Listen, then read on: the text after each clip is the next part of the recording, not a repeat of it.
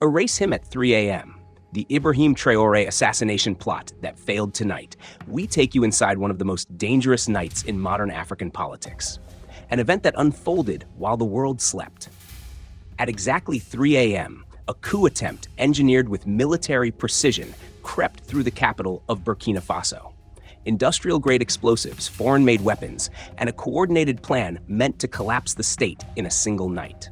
But what happened next would expose a hidden war over sovereignty, power, and Africa's rising assertion on the global stage.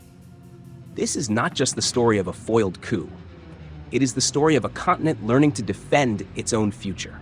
A night where the nation's fate hung by a thread, and a moment that revealed who truly stands with Burkina Faso's sovereignty. If you want more deep-dive political documentaries like this, stories the mainstream won't tell you, make sure you subscribe, turn on notifications, and stay with us. The truth begins now. The capital of Ouagadougou is rarely awake at that hour. Between midnight and dawn, the city usually falls into a stillness that borders on sacred, a fragile quiet where even the hum of the night seems to soften. But on this night, the silence was not calm.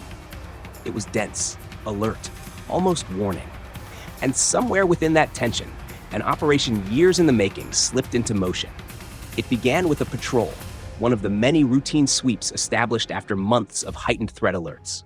The officers on duty were trained to notice subtleties, a strange vehicle, an unusual movement, a silence that didn't belong. And that is exactly what caught their attention. A lone vehicle drifting through the darkness, not driving, but gliding as if tracing the edges of the road. It wasn't the car itself that raised suspicion. It was its behavior. It avoided the city, avoided light, avoided patterns. When the patrol approached, the vehicle responded with precision, not fear.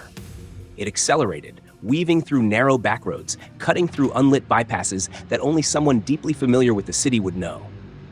What followed was a violent chase through the deserted arteries of the capital, engines roaring, dust spiraling into the night, headlights slicing through alleys that were never built for speed.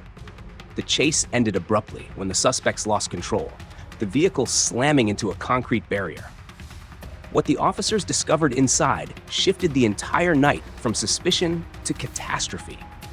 At the back of the vehicle were metallic containers disguised as industrial equipment. But their weight told another story. Field analysis confirmed it within minutes. High-grade TNT cylinders, the kind used in coordinated military sabotage, not in petty criminal violence. The discovery triggered an urgent sweep of surrounding districts. What they found next stunned even the most seasoned security analysts. Dozens of TNT containers had been planted across the capital, near power substations, communication relays, transport networks, administrative corridors. Had they detonated, the city would have been plunged into darkness, confusion, and paralysis. It would not have been an explosion. It would have been the collapse of the state. But the explosives were only the first layer. As dawn approached, investigators uncovered foreign-manufactured machine guns whose origins raised deep concerns. These weapons did not match local inventories or regional combat patterns. Their markings suggested a supply chain beyond Africa's borders, a pipeline of arms intended for precision use, not random violence. They were too clean, too new, too deliberate. Analysts began piecing together the operation's architecture. The explosives were designed to create chaos. The weapons were designed to carry out a targeted elimination. And the timing, 3 a.m., was chosen because it represents the weakest hour for both individuals and institutions. Shift changes, reduced surveillance, slow reaction times, an opening engineered for maximum impact. As investigators moved deeper into the evidence, it became clear that the plot was not local improvisation. It was a layered structure. Destabilization first, disorientation second, decisive removal third.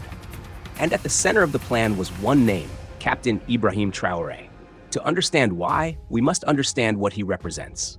Since taking power, Traoré has become a symbol of a changing Sahel, a new political posture defined by sovereignty, assertiveness, and rejection of external control.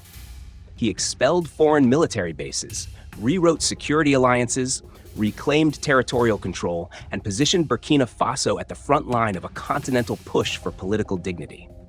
For those who benefited from old systems of influence, economic, military, or political, his leadership is a direct threat. And for internal actors aligned with those networks, his reforms disrupt decades of comfortable arrangements. Removing him, especially in a moment of national vulnerability, would not simply eliminate a president. It would derail an ideological movement. This is why the plot was built around precision, not chaos.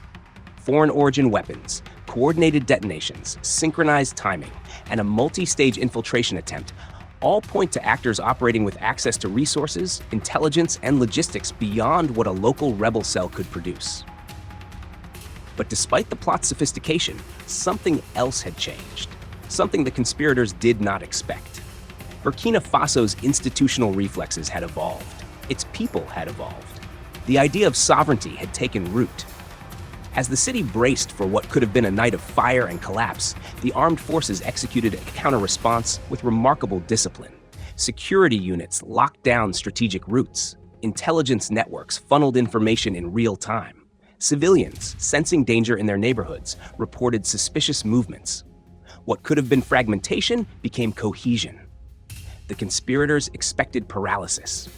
Instead, they faced resistance, not chaotic, but organized. The explosives meant for simultaneous detonation were disarmed. The weapons meant to clear a path toward the presidency were confiscated. The infiltration routes anticipated by the plotters were sealed by a population that refused to let their nation slip into darkness. And as the first light of dawn cut across the skyline, the message became clear. The target was Traoré, but the shield was the nation. This is the moment that mattered. In that fragile window before sunrise, Burkina Faso demonstrated something that transcends politics, a collective awakening. A realization that sovereignty is not a speech or a slogan. It is the instinct of a people who understand the price of dignity. The night revealed a painful truth. Forces working in the shadows, domestic and foreign, are invested in derailing the country's trajectory. But it also revealed something more powerful.